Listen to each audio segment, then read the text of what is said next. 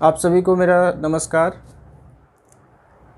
आज देश में जुडिशियल सिस्टम या लीगल सिस्टम की बात करूं तो दो बड़े डेवलपमेंट हुए जो जुडिशियल पॉइंट ऑफ व्यू से मैं कहता हूं ज़्यादा मायने रखते हैं।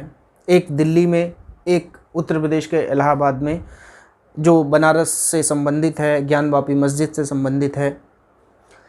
आज के जो दो ये चीज़ें हुई, डेवलपमेंट हुई, ये मैं समझता हूँ कि जुडिशियल पॉइंट ऑफ व्यू से ज़्यादा मायने रखते हैं। जो जुडिशरी कैसे काम करती है, जुडिशरी के क्या हायरार्की होती हैं या जुडिशरी के क्या फ्लॉज हैं, इन पे ज़्यादा बातें होनी चाहिए, बजाय इसके कि उन्होंने मस्जिद के लिए जो ऑर्डर हुआ था उसको स्टे किया या फिर ये किसी धर्म विशेष की भावनाओं को आहत कर रही है या नहीं कर रही है। बड़ा डेवलपमेंट दिल्ली में ये हुआ कि एक सीएमएम, रोहिणी कोर्ट के एक सीएमएम हैं, चीफ जुडिशियल मजिस्ट्रेट, उनके खिलाफ एक एएसआई ने कंप्लेन किया, एक जीडी दर्ज हुई कि सीएमएम साहब ने मुझे अपने चैम्बर में बुलाया, मुझे धमकाया, मुझे ऐसी बातें कही जिनको मैं इस जीडी में दर्ज नहीं करा सकता। उन्होंने मुझे कहा कि मेरे रिश्तेदार जो योगेश गुप्ता हैं उनकी जो पैसे फंसे हुए हैं उन पैसों को तुम लोग नहीं निकलवा पा रहे हो, तो तुम लोगों का क्या काम है, तुम लोगों का क्या मतलब है, कहाँ से पढ़ाई करी है तुमने और किस बात के तुम लोग पैसे ले रहे हो सरकार से। इस तरीके की बहुत सारी बातें उन्होंने अपनी जीडी में दर्ज कराई है।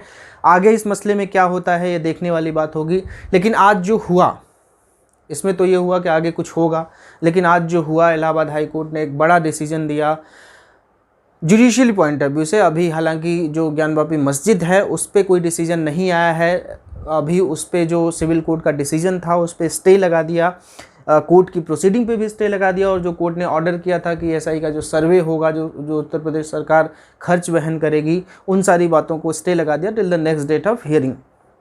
ये कहते हुए जो उन्होंने ऑब्जर्वेशन दिया वो बड़ा इम्पॉर्टेंट है, जो लॉ स्टूडेंट्स हैं उनके लिए बहुत इम्पॉर्टेंट है कि जुडिशरी कैसे क्या स्ट्रक्चर होता है, जुडिशरी की क्या हायरार्की होती है, वो समझने के लिए उन्होंने ये कहा कि ऐसा प्रतीत होता है कि सिविल कोर्ट जो हैं वो सारे नियम कानून को बाईपास कर रहे हैं, और वो जो भी डिसिप्लिन और एथिक्स होते हैं जुडिशरी के उनको बाईपास कर रहे हैं, उनको उन्होंने बाईपास किया है, यह जानते हुए भी कि इलाहाबाद हाई कोर्ट में मामला ये ऑलरेडी पड़ा हुआ है, उस पर ऑर्डर भी रिजर्व हो चुका है। उसके बावजूद उन्होंने सेम मैटर में ये जो डिसीजन दिया था वो बिल्कुल गलत है, जुडिशियल पॉइंट ऑफ व्यू से, लीगल पॉइंट ऑफ व्यू से बहुत गलत है।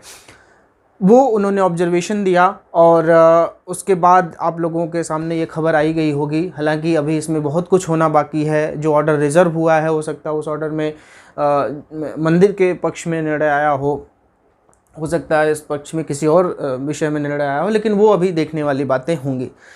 जो मंदिर पक्ष था उसमें इसमें मसला क्या था वो भी मैं आपको हल्का सा बता दूं। 1664 ऐसा मंदिर पक्ष का दावा है कि 1664 के पहले जो औरंगजेब ने यहाँ पे मंदिर था उसको तोड़ के मस्जिद बना दिया, और ऐसे कई सारे स्ट्रक्चर हैं हिंदुस्तान में जहाँ पे मंदिर पहले थे और उसको स्ट्रक्चर को तोड़ कर बना दिया गया। लेकिन देश में एक कानून भी लागू है 1991 प्लेसेस ऑफ वर्शिप एक्ट 1991, जिसके तहत आप किसी भी जो भी स्ट्रक्चर हैं, वो जो भी रिलीजियस स्ट्रक्चर हैं उनमें आप कोई बदलाव नहीं कर सकते, एक्सेप्ट राम मंदिर और बाबरी वाला जो विवाद था जो चल रहा था, जिस पे ऑलरेडी कोर्ट का वर्डिक्ट आ चुका है और राम मंदिर, भव्य राम मंदिर बनने की जो प्रक्रिया है वो शुरू हो चुकी है। लेकिन ये जो डिसीजन आज का आया, ये मैं इसीलिए बार बार ये कह रहा हूँ कि लॉ स्टूडेंट को ये बात सीखनी चाहिए, ये बात जाननी चाहिए कि जो हायरार्की है जो जुडिशरी की, कि अगर कोई मामला हाई कोर्ट में चल रहा है तो जो लोअर कोर्ट है, सिविल कोर्ट है या फिर सेशन कोर्ट है, उनको उस मामले में दखलंदाजी नहीं करनी चाहिए, उनको उस मामले में कोई भी वर्डिक्ट पास नहीं करना चाहिए। यही ऑब्जर्वेशन हाई कोर्ट ने दिया। आज के सेशन में बस इतना ही। धन्यवाद। जय हिंद।